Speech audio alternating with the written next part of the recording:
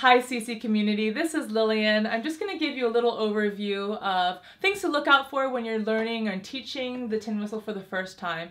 So things that I like to teach all my students when I'm teaching the recorder and now the tin whistle are the positions. What I like to do is I like to sit in front of them and they can see how I'm sitting. Sometimes I can show them how to sit. So this is also true for teaching your children how to sing.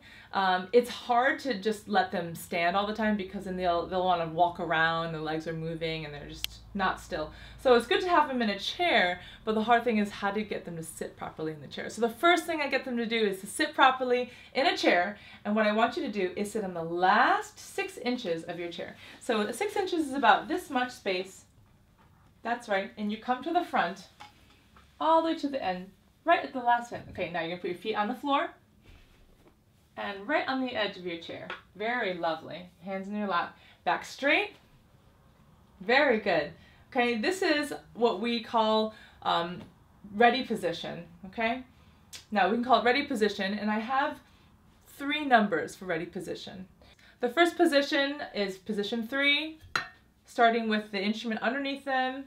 And they can sit, relax, they don't need to sit on the edge of their chair, etc. like this, okay? Then position 2 is I'd like to ask them to take their instrument out of their case and put it horizontally on their lap. It must be horizontal and on their lap. It cannot be in their hands up like this. It must be on their lap like this, okay? And they need to sit on the edge of their chair all the way, the last 6 inches is what I say. Last 6 inches, back straight, feet flat on the floor, hands in their lap holding their tin whistle. And then position 1 is where they're going to bring it up to their chin. Okay, so I noticed that it's not in their mouth, okay, and their fingers are not necessarily on here because you don't know which one they're playing. But usually when I'm starting them at the very beginning, I have their bottom hand, which is their right hand, and I always mirror them. So I'm doing it where my right hand's on top so that they can see as a mirror that their left hand should be on top, right hand should be on the bottom, and with 2 fingers and your thumb, put the bottom hand on the bottom here like this. So we don't want this inside their mouth unless they're playing it and they're ready to have them play it. If it's just hanging out in their mouth, it's going to make noise, it's going to disrupt you speaking, and your other students in the classroom won't be able to hear you very well. I'm having them start with their bottom hand all the way down here because the first most difficult thing for a young learner is how do they put their fingers on the holes and hold their instrument. So the first thing I want to do in isolation is have a steady hand on the instrument so they can hold the instrument with their bottom hand. Easy for me. Good. And then the top hand they can learn first. Okay, the first hole, the second hole, the third hole. And I always start with just one hole. So B, note B, the first finger hole, okay, on the chin.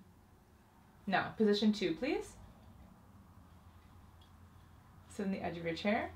And then we play this game with the 1s, 2s, and 3s. Okay. 3. Do you remember where that is? You have to put your instrument under your chair.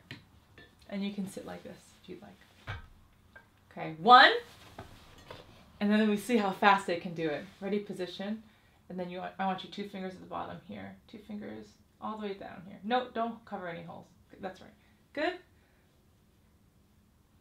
3. 1. And you can see it's quite a fun game. 2. The next thing I teach them after the 1s, 2s, and 3s is how to breathe into your instrument. And the only way they make their instrument squeal and squeak is they blow too hard. They put too much air in their instrument.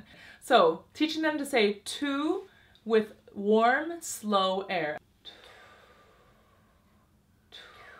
Now we're going to say it 4 beats, 2, 2, 2, 2, but blowing warm, slow air. Ready?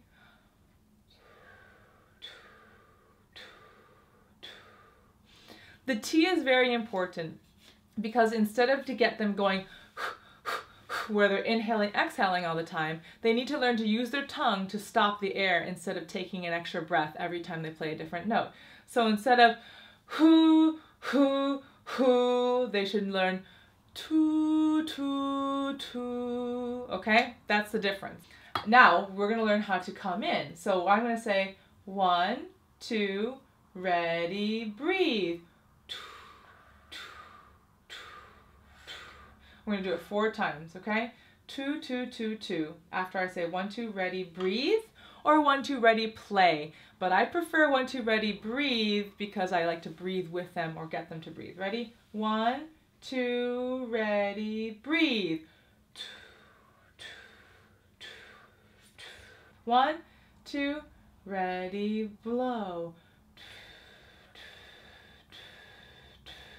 That's right. Now we're going to place it on our lips and we're going to play this time. 1, 2, ready, play. Well done. Position 2. Position 3.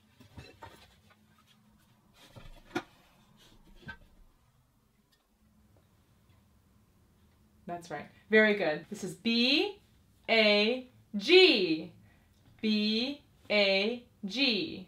Let's try B, A, G. Ready?